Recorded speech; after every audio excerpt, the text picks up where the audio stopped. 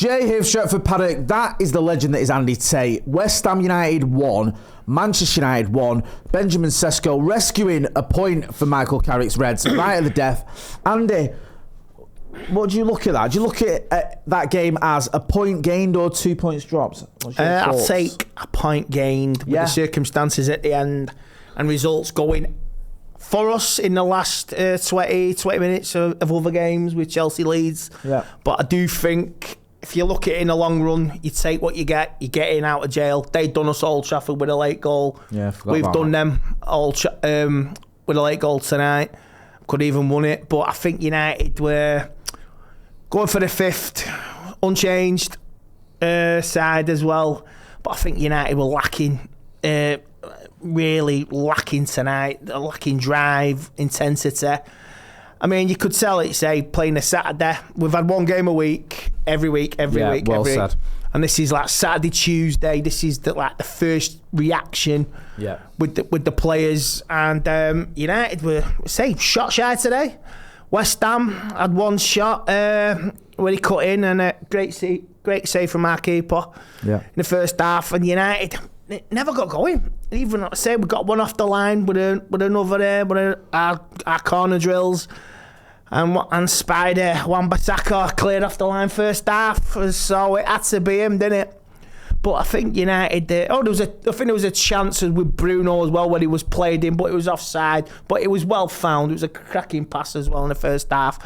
But I think United, really lacking intensity and ideas in the first half, and second half was pretty much the same. Yeah. Switching off, scoring. West Ham, Luke Shaw caught cold, losing it, running back, trying to get the header, and we lose it. And then Kobe Mainoo doesn't have his marker, and it's 1-0 for West Ham after 49 minutes. So disappointing. But West Ham sort of defensively, they were quite happy to play like that. Yeah. And just playing defensively and boring football. And you can understand they won 3 out of 4. It's pretty much, I say they've relegated Burnley on Saturday when they were winning 2-0 up there. And it's a hard place to go. We've been done there the last few years. It's cost managers their jobs, and it's cost us other points in serious games. So I'm quite happy with the performance from West Ham. We changed it a bit in the second half. Sorry, I'm going off track here. But right. we changed it a bit in the second half. We brought substitutes on. Lenny Oro come on as well. Maguire had to go off. Cunha went off as well. Thought Diallo was a little bit off tonight as well. Yeah, I agree. I love Ahmad, but I don't think tonight was one of his better games. Probably his worst game under Michael Carrick. And I think there's a few players actually you could say that for. And I agree with what you say, Andy. I was making a point on the review me and Joe did. Look, people go, oh, well, professional football should be able to play. If you've played one game a week for pretty much the entire season, and then all of a sudden, you've got a game after 3 days or 4 days, sorry, it is a bit of a sort of, not a shot to the system, but sometimes it can just catch up with you a little bit. And there's a few players I thought it caught up with a little bit today, because there was several players who I rate who didn't quite have their better game. What do you make of that? Do you think with the subs or with the tactics and the 11 he started, do you think Michael Carrick should have shuffled his pack? Or when you saw that team, did you think, no, that makes sense, sticking with a team that beat Spurs? I think it was, it's there on form, 4 out of 4. He had to go with his start, but I think he should have made changes at half time and changed it up a bit, but he didn't. And he did it later on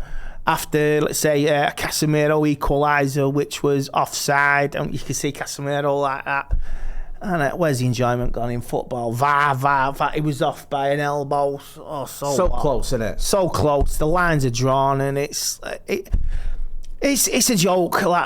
This is what makes games, and you talk about it down the pub, and it's like you want decisions you don't need decisions like that talking about the pub. You want to talk about stuff like that in the pub over a pint. Was he onside? Was he offside? If he scores, it's a goal. If he doesn't, it goes wide. But it's VAR for you, and it's offside. So I'm not a fan of VAR. No one is. It's like you saw what happened on Sunday with City and Liverpool. It's killing the enjoyment out of the game. It's sucking the life out of everything, and you can't celebrate. You can't do X, Y, and Z. But that's VAR for you. But United ploughed on with the changes we made. Sesko coming on.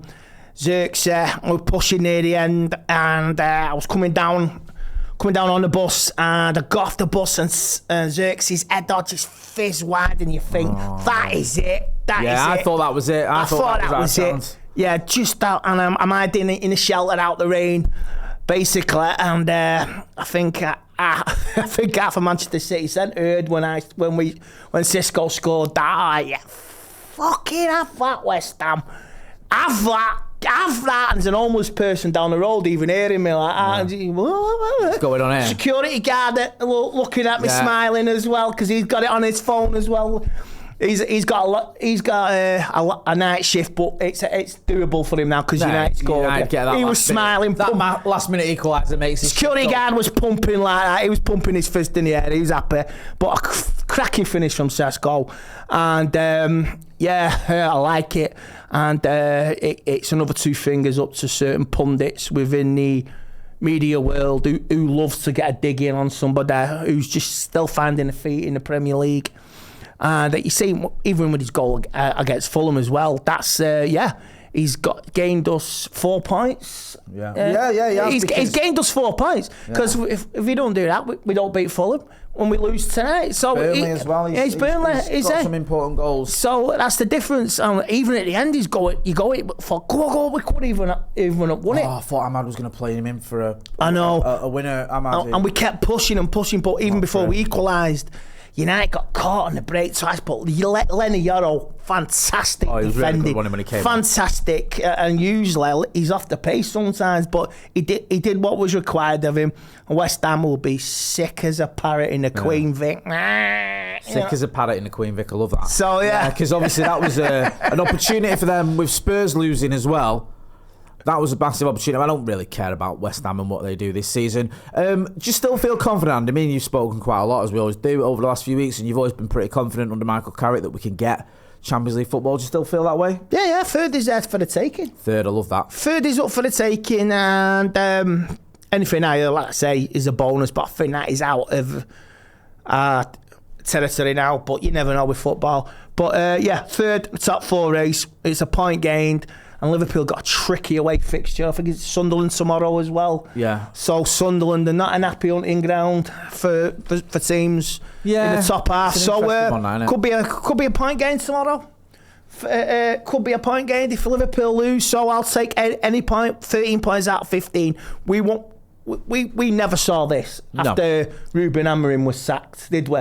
We were fuming. We were spitting. Well, you look at the result. And it wasn't just football that got him sacked. Obviously, they had a fallout with Jason McCross. But you look at those run of fixtures or those run of results leading up to his sacking, there was nothing that indicated in this team. No. When we get to never saw City this. and Arsenal and the rest of it, we'll no clairvoyant could have predicted this. No. Nobody. So I don't want to be too negative, because I think if you'd have said to me, 4 weeks ago, whatever, by, February the 10th, you'd be sat in the, right in the mix for Champions League football, and you've taken 13 points from possible 15. I know, and we've still got some tough ones on the horizon. We've got Everton away, Newcastle. Tricky games, Crystal Palace as well, Aston Villa. So it's still in our hands, Jay. I think, like I said, if we could break this 70-point bracket, that will get us Champions League football. 66 got Newcastle Champions League football this season. So bloody hell! And what did we finish on last season? Was it 42? I don't know. Was it 43? I stopped counting. We've got past what we did now, what we earned last season, and now was it really worth it, Spurs? Was it really worth it in the long run? Was it, Spurs? Enjoy the Championship, because your only derby next season got to be. Leyton Orient if they get promoted. Is it Millwall or something? Yeah, Millwall. Oh, Millwall. Yeah. That'll be tasty. Look, Spurs are in all sorts of trouble. United aren't, but United still in with a very good chance of Champions League football, thanks to Benjamin Sesko. As Andy says, it feels like a point gained rather than 2 points lost. I like the positivity. Thanks, Andy. Always a pleasure. Thank you. That's been a legend. That's Andy Tate. I'm Jay Motti. This has been a review. Manchester United drawing at West Ham. Thanks for watching.